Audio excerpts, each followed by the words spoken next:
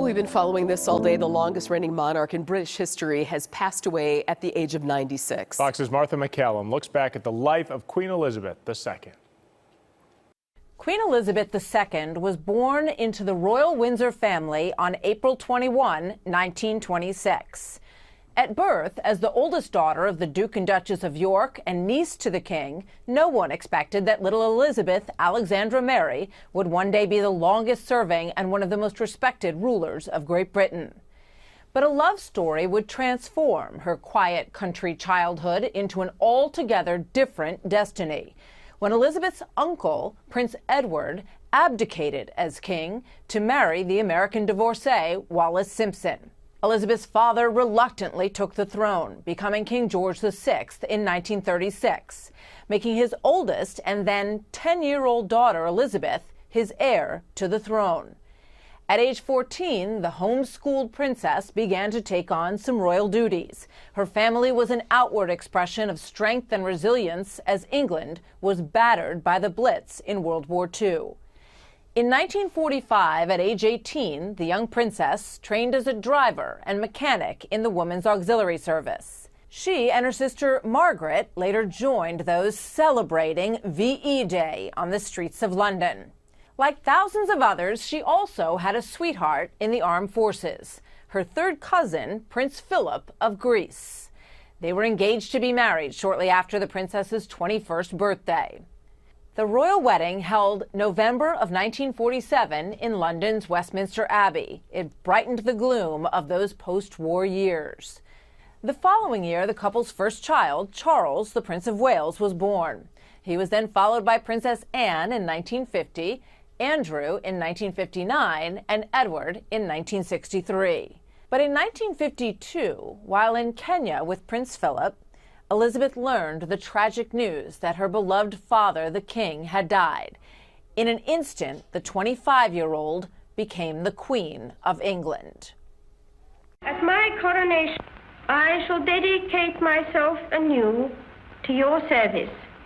Elizabeth was to rule in a new era. Her coronation in all its splendor was the first to be broadcast on television, as millions around the globe watched the transformation as it happened.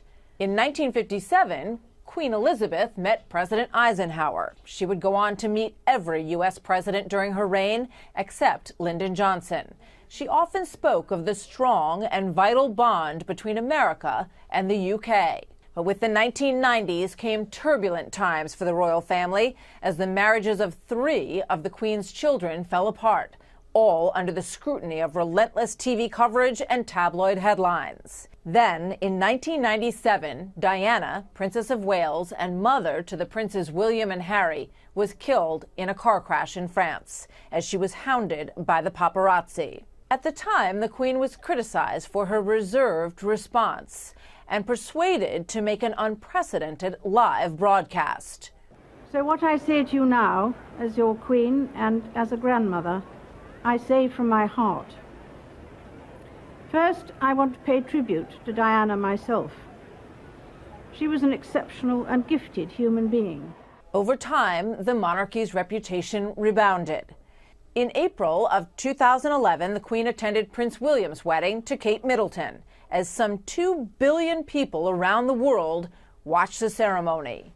She also made a historic visit to the Republic of Ireland, the first British monarch to do so in almost a century, a step toward healing a long and painful divide. The following year, the country turned out in force to celebrate Queen Elizabeth's 60-year reign, a Diamond Jubilee celebration spanning 4 days. Thousands lined the banks of the Thames as a flotilla of 1,000 boats, led by the Queen, made its way down the river. The worst of British weather tried but failed to dampen the mood, and the then 86-year-old Queen and 90-year-old Prince Philip stood side by side for the 4-hour ceremony. Queen Elizabeth ended the celebrations by thanking the nation for honoring her. I will continue to treasure and draw inspiration from the countless kindnesses shown to me in this country and throughout the Commonwealth. Thank you all. In 2013, the Queen welcomed her third great-grandchild, the much-anticipated Prince George, son of William and Kate. Now, all these years later, Another George is now second in line to the British throne. His younger sister, Princess Charlotte, is third. She was born in 2015, and later that year, Queen Elizabeth became Britain's longest reigning monarch, overtaking her great-great-grandmother, Queen Victoria. In 2016, the Queen celebrated her 90th birthday. That was a 4-day event, honoring the Queen's deep involvement with the armed forces and giving the nation a chance to celebrate her life. 2018, the Queen watched on as grandson Prince Harry married the American actress Meghan Markle in a ceremony that brought glamour and Hollywood royalty to the House of Windsor and led them firmly into the 21st century.